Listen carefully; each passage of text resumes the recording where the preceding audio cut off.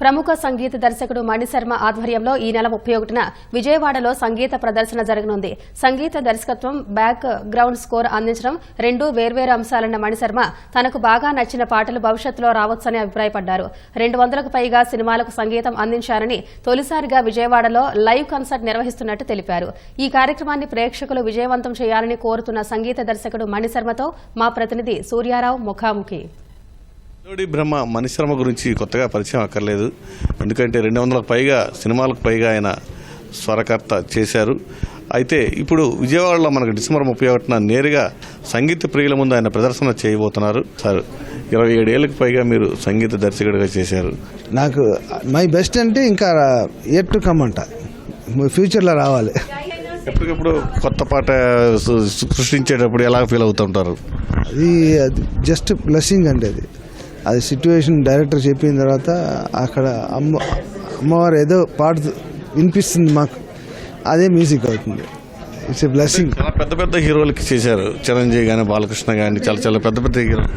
మేము హార్మోనియం దగ్గర కూర్చున్న తర్వాత మాకు పెద్ద హీరో, చిన్న హీరో ఇవన్నీ ఉండవండి. ఆ పాట ఏంటి, ఆ పాట ఎలాగ క్రియేట్ అవుతుంది అనేది ఒకటే ఆలోచిస్తాం. కానీ దాని తర్వాత క్రియేట్ అయిన తర్వాత ఏ వాయిస్ పాడితే ఏ హీరోకి బాగుంటుంది, ఏ సూటబుల్గా ఉంటుంది, అవన్నీ తర్వాత ఎవరు రాస్తే బాగుంటుంది, ఎవరు పాడితే బాగుంటుంది.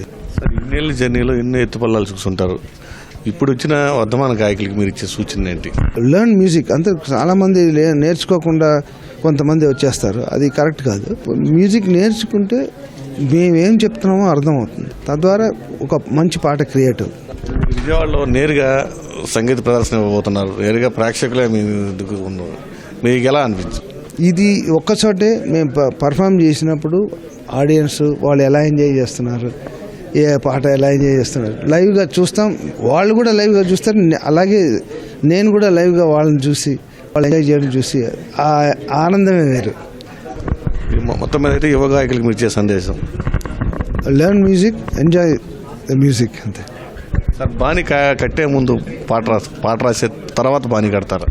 అది రెండు చేశాను నేను, రెండు ఈక్వల్గానే ఆల్మోస్ట్.